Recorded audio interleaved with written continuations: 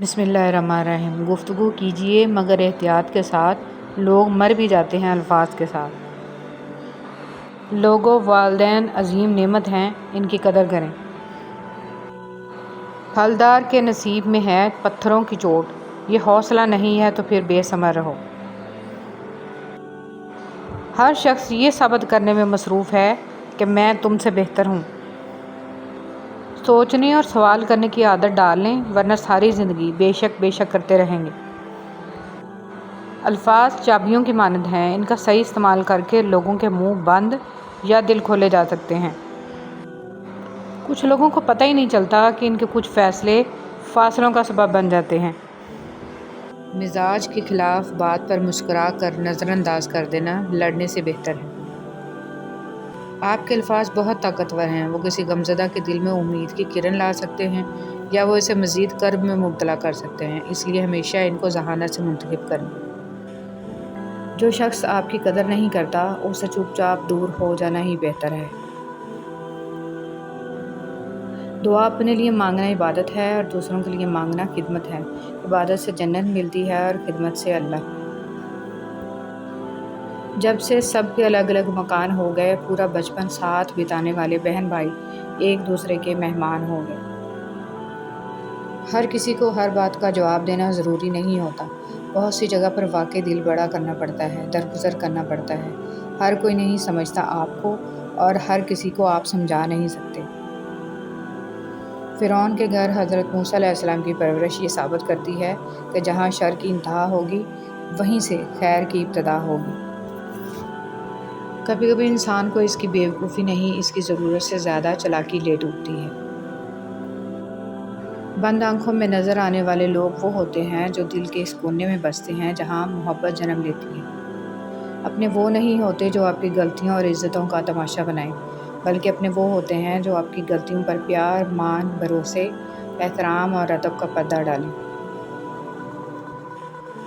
کبھی کبھی حالات کے چابک اور وقت کا ہتھوڑا ہماری ذات کو اتنی تکلیف نہیں دیتے جتنا کسی بے تحاشا چاہنے والے کے الفاظ۔ حضرت علی رضی اللہ تعالیٰ عنہ نے فرمایا، کبھی کسی کے سامنے اپنی صفائی پیش نہ کرو، کیونکہ جسے تم پر یقین ہے اسے ضرورت نہیں، اور جسے تم پر یقین نہیں وہ مانے گا نہیں۔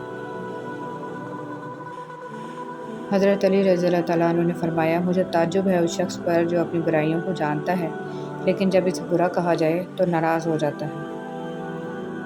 حضرت علی رضی اللہ تعالیٰ عنہ نے فرمایا، جب تم کسی کو اکیلا دیکھو تو سمجھ جاؤ کہ وہ ایک سچا انسان ہے، کیونکہ بھیڑ ہمیشہ منافق کے ساتھ ہوتی ہے۔ بدگمانی میں اتنی طاقت ہے کہ وہ ذہنی سکون برباد کرنے کے ساتھ ساتھ انسان کے خونی رشتوں کو بھی منٹوں میں ختم کر دیتی ہے۔ تنگ ذہن لوگوں کے ساتھ مسئلہ یہ ہوتا ہے کہ ان کا منہ ہمیشہ کھلا رہتا ہے۔ کچھ تکلیفیں ایسی ہوتی ہیں جن پر معاف تو کیا جا سکتا ہے لیکن تعلق نہیں رکھا جا سکتا۔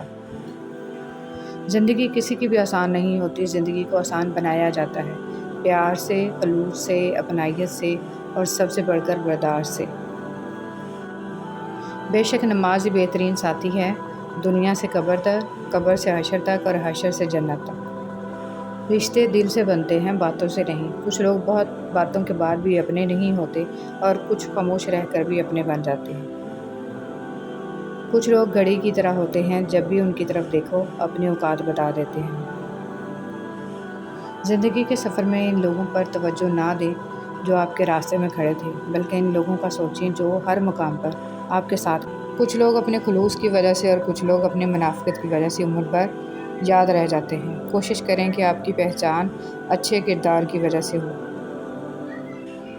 اختلاف ڈٹ کر کریں لیکن منافقت کبھی نہ کریں۔ اختلاف جرأت مند، دلیر اور خاندانی لوگ کرتے ہیں، جبکہ منافقت بزدلوں اور بدنسلوں کی فطرت ہے۔ حضور پاک صلی اللہ علیہ وسلم کا قدم مبارک۔